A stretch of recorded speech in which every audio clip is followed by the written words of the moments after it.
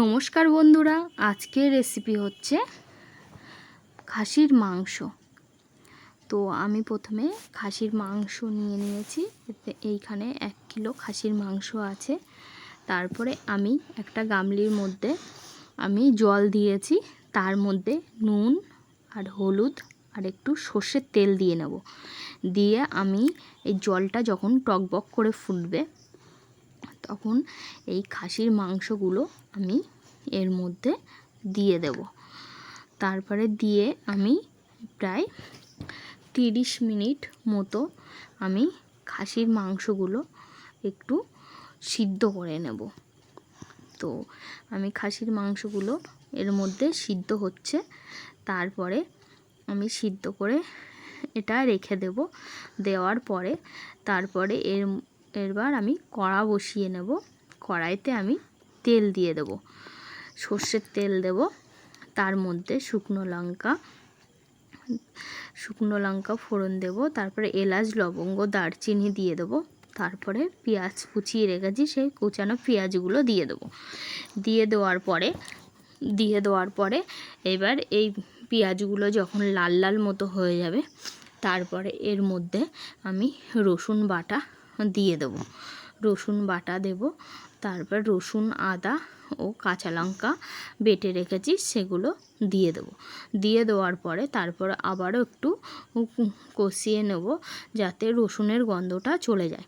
তারপরে আমি এখানে হলুদ, কাশ্মীরি লঙ্কার গুঁড়ো, লবণ, গোলমরিচের গুঁড়ো সব মশলাগুলো নিয়ে নিয়েছি। নিয়ে নেওয়ার পরে তারপরে আমি আবার ওইগুলো সব কড়াইতে দিয়ে দিয়েছি।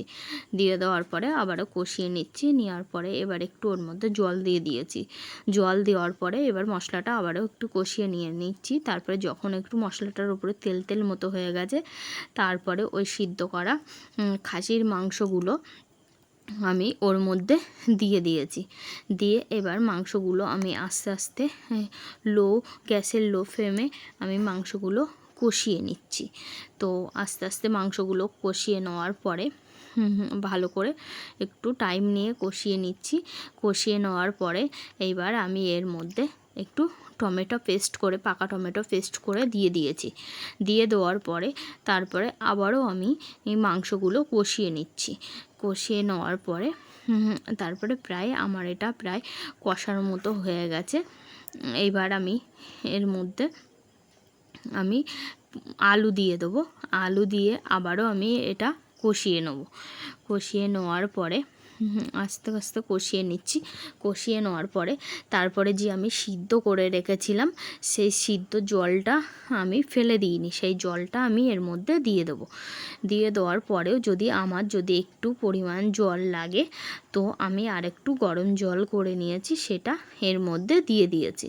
দিয়ে দেওয়ার পরে এবার এই মাংসটা যখন ফুটবে, আস্তে আস্তে ফুটে যখন আমার 90% প্রায় মাংসটা সিদ্ধ হয়েছিল, আর 10% আমি মাংসটা সিদ্ধর বাকি ছিল।